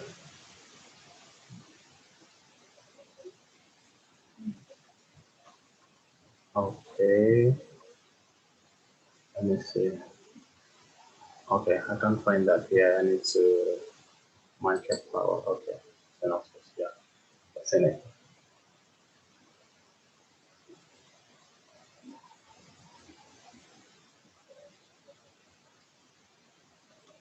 Good. So never too young to become. Table of content, maturity. Okay, let's go to chapter 1. Maturity is of the mind and not of age. Okay, could you read? Mr. Power. Okay, yeah, you want me to read? Yes, sir. Okay, let's go. There's a common belief that people have to get to a certain age before achieving anything worthwhile in life. Such mindset breeds limitation, low self-esteem, failure, and defeat. Age is just a number and has less or nothing to do with attaining greatness. Rather, anyone can attain any level of greatness at any age if the right mindset is cultivated and principles put in place. The author argued that if greatness were to be of age, how come majority of aged adults are at the struggling edge? The author gave ample of examples, kids from different societies, background, and age group who attain greatness at a young age.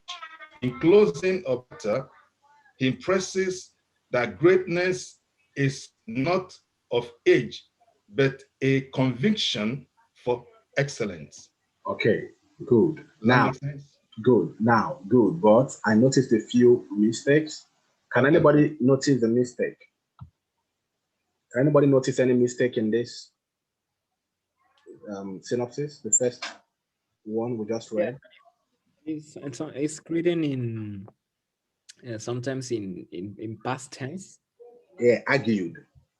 Yeah. He said the author argued. Okay, present tense. Yeah, So, I noticed that. Yeah. so the author argues. And then it's like the author gave ample of examples of kinds. So gave is in past tense. Good. The author gave. So it should be give. Can you repeat that again, Philippe? The author gave ample of examples. So it should be Okay. the author gives. Okay. All right. Okay. Yeah, but there's something again that I noticed. Look how you said the author argues, and then the next line again, you repeated the author gives. Okay. Instead of repeating author, the Okay. second place should be he gives. Okay. So we need to use the pronoun there instead of using the author again. Okay. Yeah.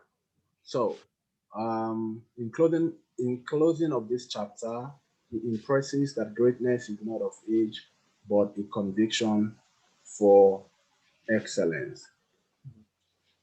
Now, here, I didn't see the solution, for example, to the problem. For example, in your synopsis, you only argues that greatness is not of age, but in closing of this chapter, he impresses that greatness is not of age, but a conviction of excellence.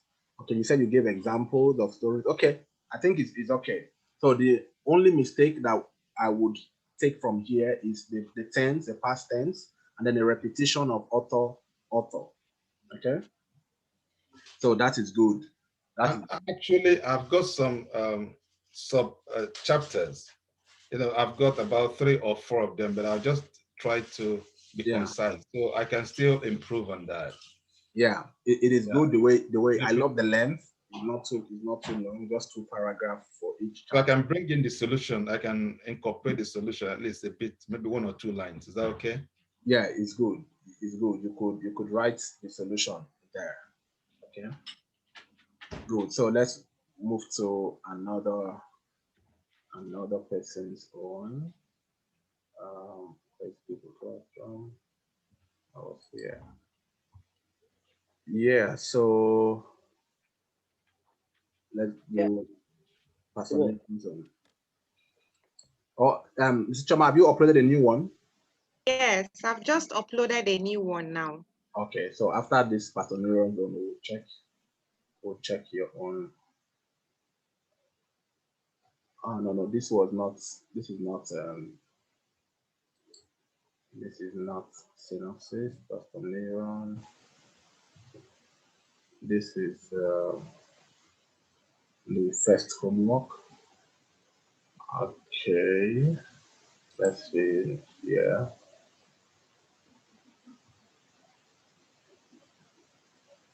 This is the old one. I need to refresh. Let me refresh here and see.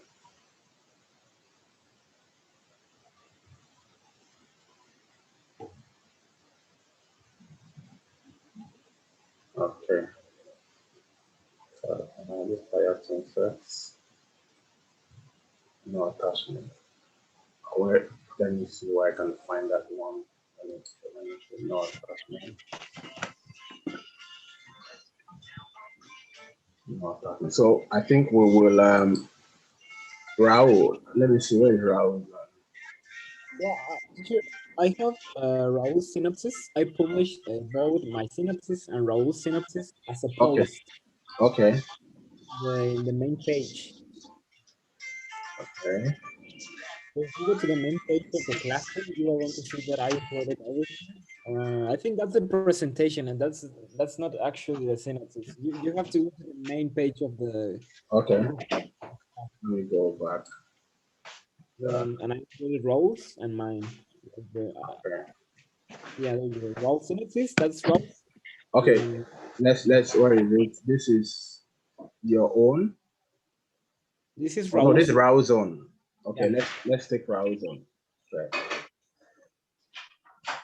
Oh, teacher, actually, as I told you, I don't have my computer, but today I'm sending you the the completed synopsis. Yeah, no Is problem. No problem. I just want to read the chapter one.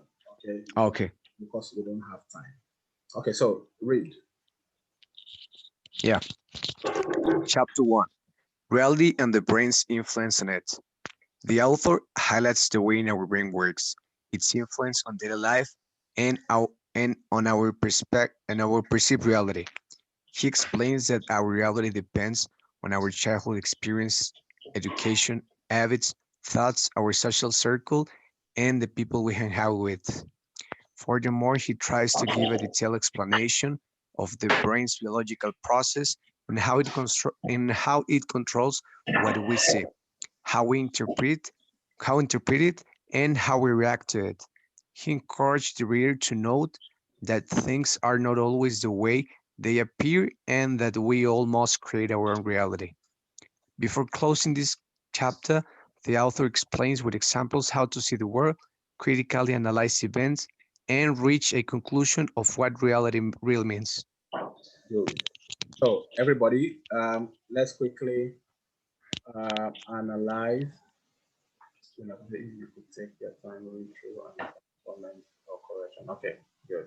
Yeah. So I'm going to read through all of these, you know, in my private time. I just wanted us to analyze each of these. I'm going to show you your mistakes when I read through the whole thing. Yeah, I'll do that. So let's look at Raul's own. What do you have to say about Raul's synopsis? What are the mistakes? Can you find any mistake, or you think it's good enough? For me, it's perfect because it's actually using present tense. Probably some problems, for example, before the end, you have to use a comma. Um, but that's everything, I think. I really don't know. I think it's a perfect synopsis. It's a Okay. great. Okay, good, good. Now, in terms of grammatical error, like comma, you know, all those punctuations or using singular or plural verbs, I'm not actually I'm not pointing that out now, right? So, but when we start writing the real book, all of those corrections, there must be no mistake. Try as much as possible to make sure there is no grammatical error. You use the right verb. When you need to use the singular verb, you need to use plural. But for now, I want to see how the synopsis is written. And I think from what Felipe just said, I think the synopsis is good. I saw that Choma wrote there. She said, I like the synopsis. So good. For me, I think it is good also. I think it is good. Let's see, somebody else wrote a comment. I like excellent work. Okay, good. Wow, this is good. So you use the right term, the auto highlight. So third person present tense. Okay, you used it and everything is good, I think. Okay, let's move to the next one. Let's move to the next one. Let's go back to the trauma zone before we come to Felipe.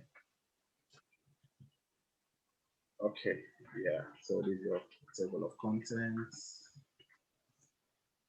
Okay, so let's see. Start seeing Rao's synopsis. I don't even think I need to read my own.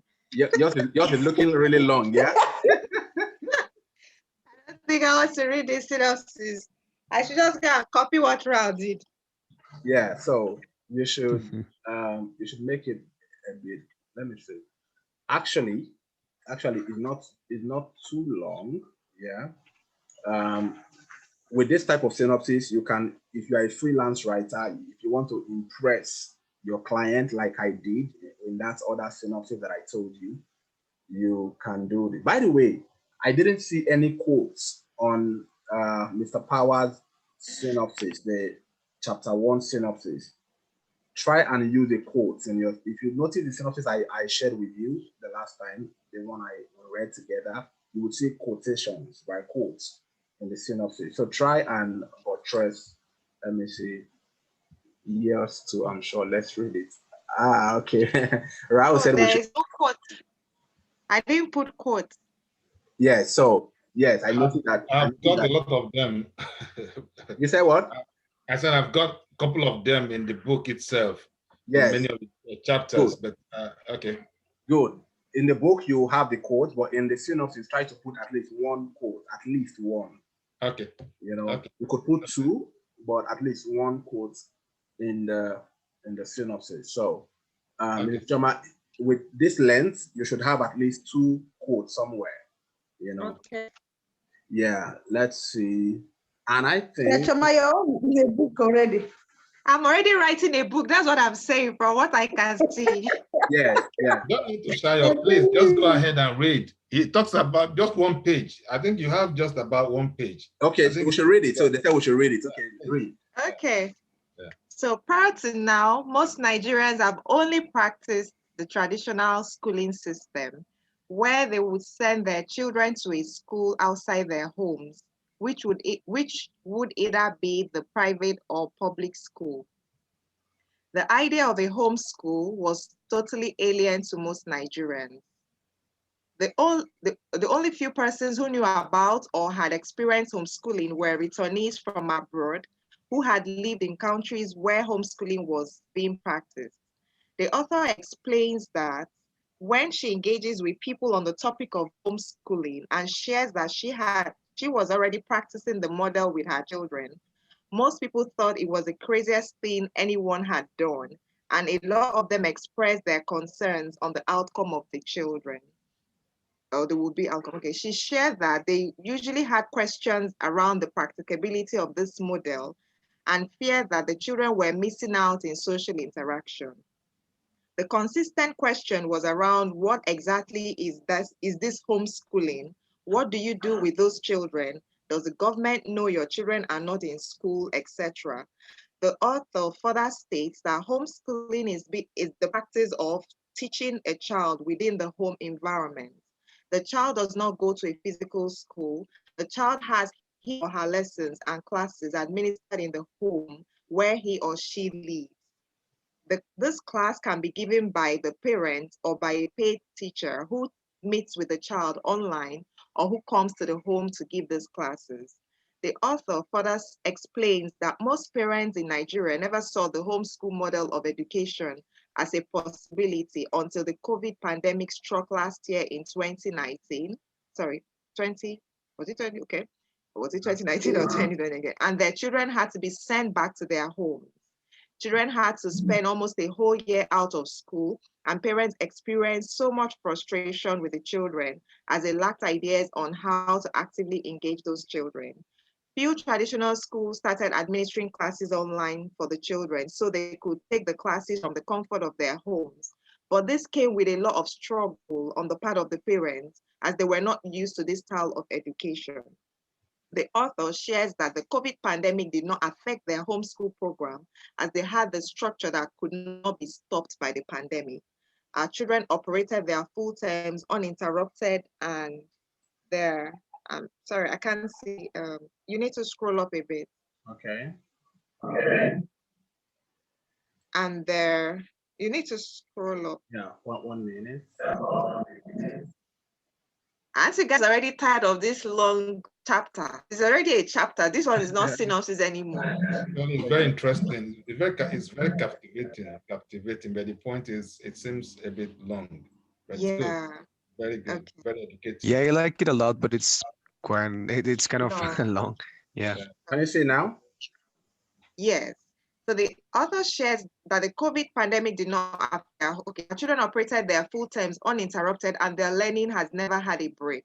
Now, the big question is this: is homeschooling for me? Well, at this point in time, anyone can actually become a homeschooler simply because the COVID has forced us to. We really do not have much choice at this time, considering the turn of events. You can be an effective homeschooler if you have a change of mindset to realize that there is not much difference between sending you to a traditional school and the child getting the education in your home. Parents need to realize that the most important thing to consider is that the child is getting education, and it doesn't really matter whether it is at the home or in a regular school. School is what you make of it. You can create that environment of school in the home. I think that's where it ended, right? Good, good. So I can see you have a lot of ideas for your book already, you know. And I told you, I don't know if I said this the last time, everything you write in your synopsis, you can replicate when you start writing the book. But what you do, you just change the tone. So it will not be like the author says this or the author says that. Okay? Instead of saying the author says this, when you start the book, you say what you said, but without saying the author says, because now this is the book. I don't know if you get the point. So everything you wrote here, you can copy and put inside your main book when you start writing in chapter 1. Okay. But you will just remove the Mira part. said the book is already finished. Yeah. Pastor, The book is already finished, yeah.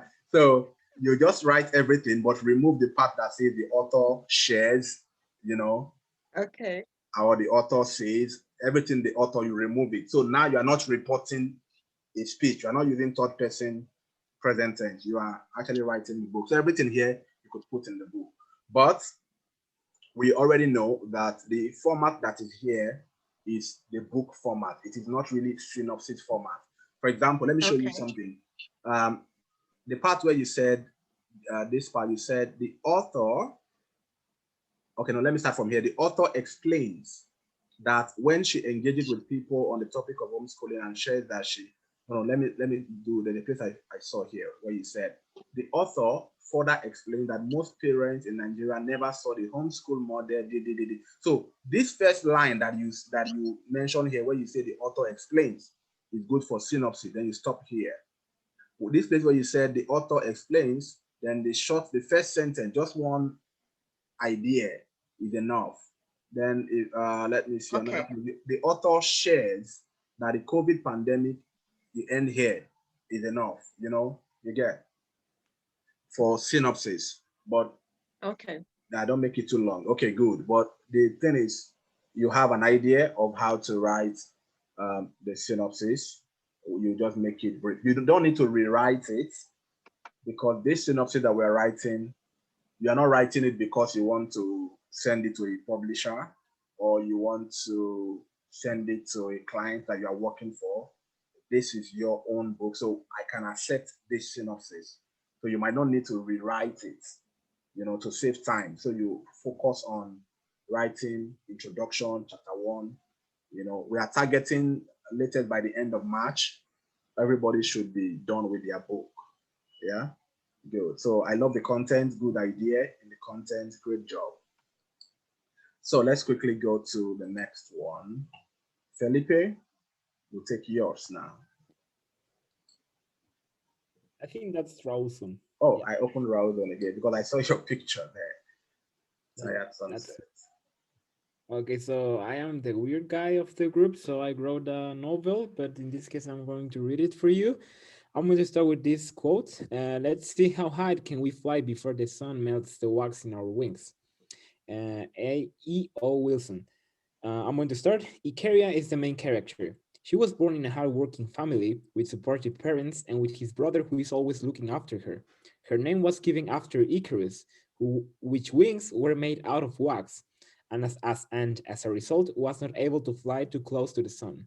Maybe her name was not directly related with her destiny. Nevertheless, Ikaria feels that she needs to fulfill her dreams, although having difficulties.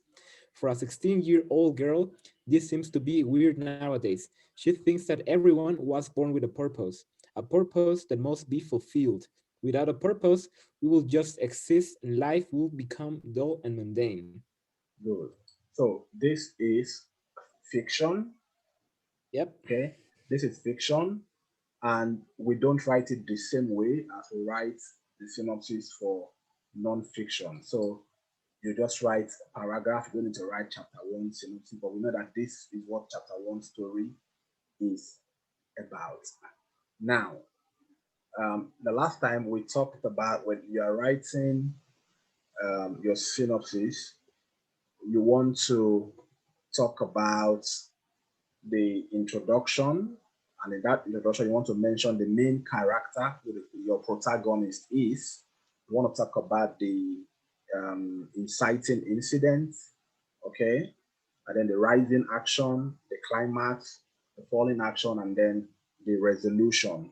So I'm sure if you read this whole synopsis, you will find all of that. But this first chapter introduces the protagonist. And the protagonist is Icaria, okay? And described, we said when I was teaching that, describe the character of the protagonist, her ambition, what does she want to do with her life.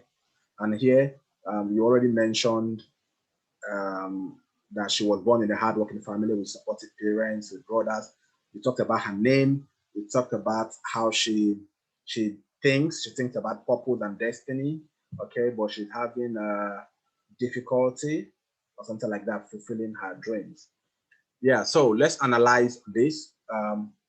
Following what I thought. Does anybody have anything to say about this?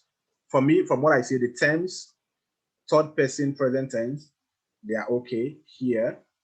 The paragraph is brief, so I think it is good. You introduce the main character in the first chapter, which I think is good, and you introduce what she wants to achieve. You know, she wants to achieve a purpose. She thinks that everyone is born with a purpose and a purpose that must be fulfilled. So let me see what people are writing here. Or does anybody have anything to say? The tired sunset is going to be amazing. Okay, good. You have an Yeah, I amazing think concept. that it looks great. It looks great. Yeah, yeah. I love the story already. You know, imagine a book that starts with let us see how high we can fly before the sun melts the wax in our wings. Beautiful quotes. And then in that first chapter, he says that her name was given after Icarus, which wings were made out of wax.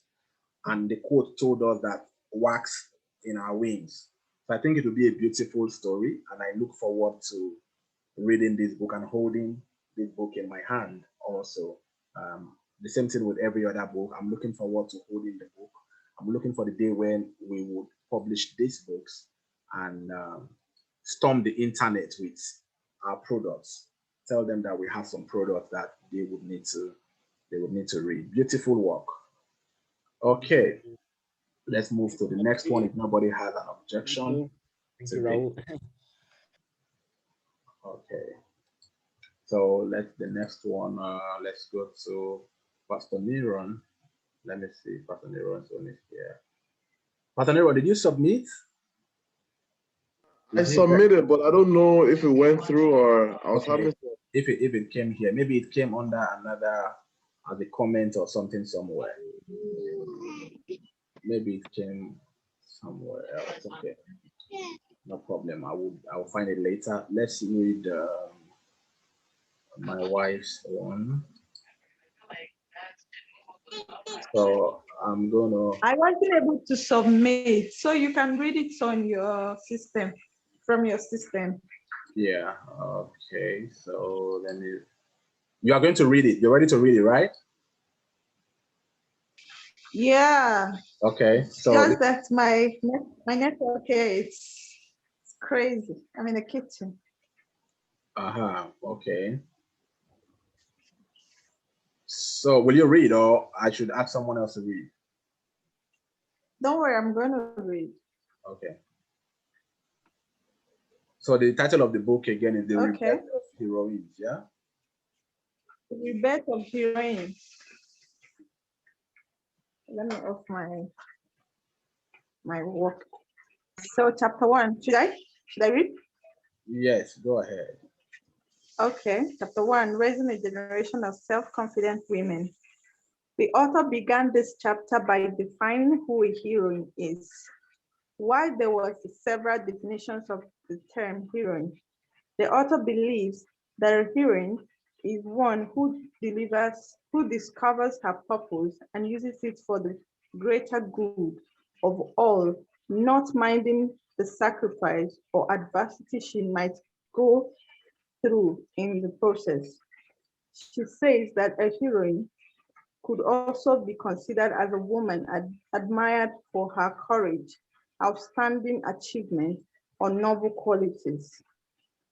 While society generally considers women as weak and unable to achieve anything of worth, she argues that women, although might not have physical strength, they are intellectually and emotionally strong and can overcome your cursor, please. Overcome adversity and achieve great heights in life if they believe in themselves. She used the story of Helen Costa to buttress why she thinks every woman can discover their purpose and achieve what society thinks impossible for a woman to achieve. Should I read the quote? Yeah, you have to finish here. My baby is crying. Okay, so let me continue. Okay. Strength does not come from physical capacity. It comes from an indomitable will, Mahatma Gandhi. In the concluding session of this chapter, the author encourages women to look within themselves and discover their gifts, talents, potential, and strengths, and by so doing, achieve feats no one thought possible for women to achieve. If you believe in yourself, nothing shall be impossible for you to achieve. So this is the chapter 1 synopsis. Now, let's quickly analyze the synopsis and tell me what you think is wrong. I already noticed that she started with the author began. So today the author begins this chapter by defining. Then I think there's another place I saw like past tense. Here she said she used the story. Okay, so she uses the story. Okay, instead of used. And then the other one, let me see. She says, okay, this is good. She says, the author encourages, this is good, them. Yeah, so let me hear your opinion, guys.